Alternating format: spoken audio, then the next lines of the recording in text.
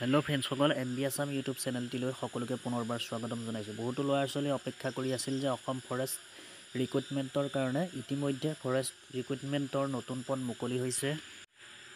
কি পদ মুকলি হৈছে জানিবলৈ ভিডিঅ'টো সম্পূৰ্ণকৈ প্ৰথমৰ পৰা শেষলৈকে চাই থাকিব। এইখনে হৈছে নটিচ। ইয়াত লিখা আছে ফৰেষ্ট ডিপাৰ্টমেণ্ট ৰিক্ৰুটমেণ্ট 2025 মুকলি হৈছে। ইয়াৰ লাষ্ট ডেটটো হ'ব। বৰ্তমান মুকলি হোৱা পদটোৰ নাম হৈছে ফৰেষ্ট ৰেঞ্জাৰৰ টোটেল 50টা পদ মুকলি হৈছে।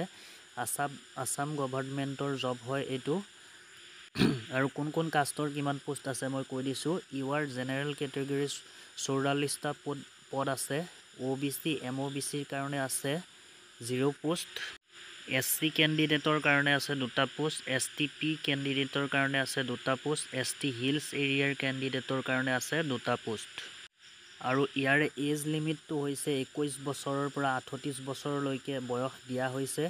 এজ ৰিলেক্সেশ্যন দিয়া হ'ব ST কাৰণে 5 বছৰ, SC কেণ্ডিডেটৰ কাৰণে 5 বছৰ আৰু আদাৰ বেকৱাৰ্ড ক্লাছৰ কাৰণে OBC 3 বছৰৰ এজ ৰিলেক্সেশ্যন দিয়া হ'ব।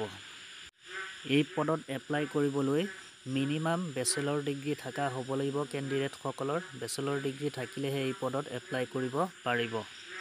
গতিকে ফ্ৰেণ্ডসকল, সকলোৱে গম পাইছে যে ফৰেষ্ট ৰেঞ্জাৰৰ নতুন পদ মুকলি হৈছে। বহুতো কেণ্ডিডেটে অপেক্ষা কৰি আছিলে।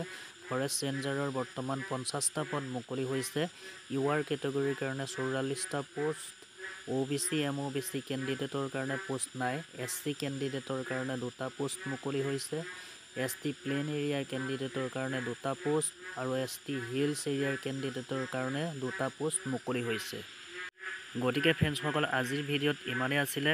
যিসকলে ফৰেষ্টৰ নতুন ৰিক্ৰুটমেণ্টৰ কাৰণে অপেক্ষা কৰি আছিল সেইসকলৰ কাৰণে ভাল খবৰ। সেইসকলে ইতিমধ্যে এপ্লাই কৰিব পাৰিব। আৰু যিসকলে গ্ৰেজুৱেট কেণ্ডিডেট হয় সেইসকলৰ কাৰণে ভাল খবৰ, কাৰণ ফৰেষ্ট ৰেঞ্জাৰৰ পদ মুকলি হৈছে। ইয়াত বেচেলৰ ডিগ্ৰী BA পাছ সকলেহে এপ্লাই কৰিব পাৰিব।